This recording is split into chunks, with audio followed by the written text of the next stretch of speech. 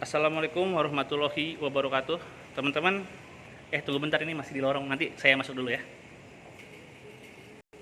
Nah, karena sudah di dalam, mari kita lanjutin ngobrol-ngobrolnya ya. Oke, teman-teman, pertama-tama, oh iya saya lagi baru landing tapi mau berangkat lagi. Nah, saya buka DM, tunggu ada pengumuman, sekedap. Oke, nggak apa-apa ya. Jadi saya tuh buka DM ya, buka DM Instagram, Facebook, itu banyak banget yang nanyain tentang Mark Klok nih, Mark Klok ya. Udah gitu katanya bener nggak ke Persib ya, Kang Eko bener nggak Mark Klok ke Persib segala macam. Begitupun di Twitter ya, terus komen-komen, aduh segala macem. Jujur aja saya jadi repot ya, kalau misalkan kebanyakan notif kayak begitu saya juga repot gitu. Nah akhirnya oke, saya coba bicara sekarang ya. Emang nasaha atuh orang tanya pengurus bukan, ini bukan. Tapi saya punya beberapa sumber ya, Jadi tentang Mark Klok nih. Pertama-tama jangan langsung atuh ya, biar rame. Kita bahas tentang kenapa dia keluar dari Persija ya. Ini jelas lah masalah kontrak nggak sepakat. Dan kalau saya sih sebetulnya ya nggak apa-apa ya, karena Mark Klok sudah keluar ya. Mungkin biasa orang itu dapat miliaran ya. Saya yakin lah Mark Klok itu kontraknya miliaran. Terus tiba-tiba dari miliaran dia mungkin hanya mendapatkan ratusan juta, karena mungkin kalau tim Persija pun ya mungkin nggak sekuat dulu ya, akibat pandemi corona ini pasti ada dampaknya, ada efeknya gitu. Dan sebetulnya seluruh pemain di dunia ya, bukan cuma di Indonesia, ya harusnya mengerti gitu. Kan ini masa pandemi corona gitu ya, ini masa-masa berat buat semua klub. Tapi terlepas dari itu memang intinya nggak sepakat. Karena dalam proses negosiasi ujung-ujungnya apa sih? Ujung-ujungnya adalah kontrak. Apa itu kontrak? Kontrak adalah perjanjian tertulis antara dua pihak gitu ya. Jadi kalau dua pihaknya nggak sepakat ya nggak akan terjadi kontrak itu. Nah intinya masalah uang harus jangan disangkal ya. Jadi Mark Klok itu berangkat atau tidak di Persija lagi sebetulnya karena kontraknya nggak sesuai harapan gitu ya. Nah terlepas dari Mark Klok katanya mata duitan segala macam ya, kita nggak perlu peduli ya, nggak perlu peduli. Tapi yang saya salut gini loh, kalau misalkan di Persib ketika ada pemain dicoret atau apa kan jadi pro kontra biasanya. Tapi kalau di Persija ini ya oke juga tuh.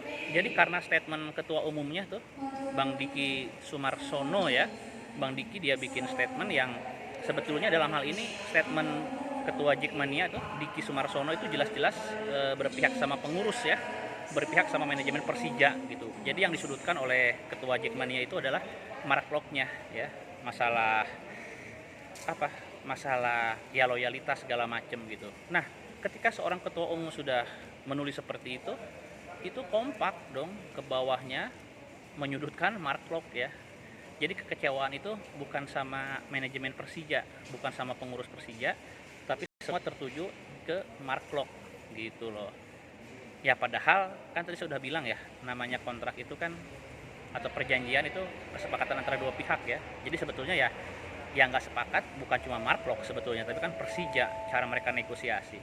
Tapi dengan sikap atau statement dari ketua umum Jackmania itu menurut saya efektif ya. Jadi sikap membela dan menuding Mark Klok biang keladinya itu diikuti oleh seluruh grassroots. Coba Anda perhatikan aja akun-akun Jackmania atau akun sepak bola semua nyalahinnya Mark Klok ya. Oke, itu dulu. Nah sekarang kemana Mark Klok akan berlabuh ya? Dari statement dia kan seakan-akan dia itu punya positioning yang bagus dan segala macam lah, kayaknya dia laku banget gitu. Padahal nggak begitu ya. Semua tim di semua negara mau itu kaya atau biasa-biasa saja, semua punya masalah finansial akibat pandemi corona ini ya. Karena sektor-sektor yang biasa digunakan untuk meraup uang itu jadi macet. Kayak misalkan penjualan tiket macet, sponsorship juga pasti berkurang ya. Hak siar kan nggak ada pertandingan yang kayak dulu lagi gitu ya. Apalagi penjualan merchandise itu pasti berkurang juga gitu ya. Yaitu hal-hal seperti itu pasti nggak seideal dulu. Lalu Mark Klok kayaknya dia optimis ya kalau kita lihat gesturnya atau agennya apa ya, mungkin mau ke Malaysia, mau ke Thailand, padahal nggak juga gitu ya, nggak juga. Saya yakin nggak semudah itu gitu. Nah, sebelum saya menyimpulkan Mark Klok akan kemana, saya ingin bicara masalah proses naturalisasi dia ya.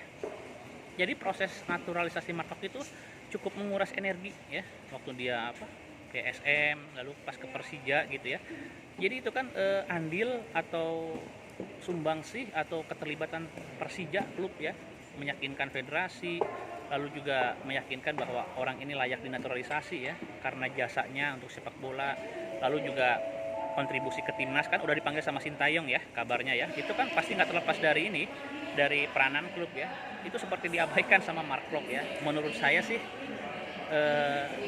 bagusnya apa coba ya, bagusnya berarti kan selama ini kan kalau pemain sepak bola dinaturalisasi itu kan banyak yang menuding hanya untuk kepentingan klub ya. Jadi harusnya di pasal undang-undang kewarganegaraan itu, kalau seseorang dinaturalisasi itu buat kepentingan bangsa dan negara, bukan buat kepentingan klub ya.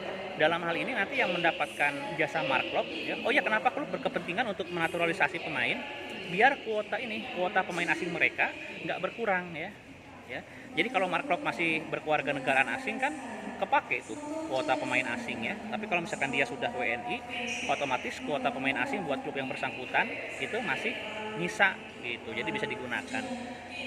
Gitu jadi ya, kalau misalkan Mark Klok nanti jadi memperkuat timnas karena sudah dipanggil oleh Sintayong juga kabarnya, itu maka yang menggunakan jasa dia itu pure negara yang diuntungkan ya. Dan klub-klub kayak PSM, Persija malah nggak menuai hasil. Nah itu mungkin ya, untungnya jadi ideal. Buat alasan dia dinaturalisasi ideal, jadi pure buat kepentingan negara. Nah, tapi masalahnya adalah jeleknya apa? Ya jeleknya mungkin klub-klub yang merasa punya jasa ya, orang-orang yang merasa punya jasa atau ya ngebantuin administrasi, negosiasi, lobby biar Mark Klok dinaturalisasi, pasti nyeri hati ya, karena ternyata Mark Klok yang sudah dibantu malah nggak bisa dinikmati tenaganya gitu. Nah, lalu Kang Eko, Mark Klok ke Persib nggak? Gitu ya. Jadi memang betul ya, selama bursa transfer masih belum ditutup, semua kemungkinan bisa terjadi. Tapi dalam video kali ini, saya katakan dengan tegas, saya katakan dengan lugas ya, Mark Klok tidak akan merapat ke Bandung. Ya. Oke, gitu aja teman-teman. Jadi di video ini intinya adalah Mark Klok, pemain yang baru keluar atau cabut dari Persija Jakarta, tidak akan merapat ke Bandung ya. Dia tidak akan datang ke Bandung. Itu aja. Oke, teman-teman, saya mau berangkat. Assalamualaikum warahmatullahi wabarakatuh.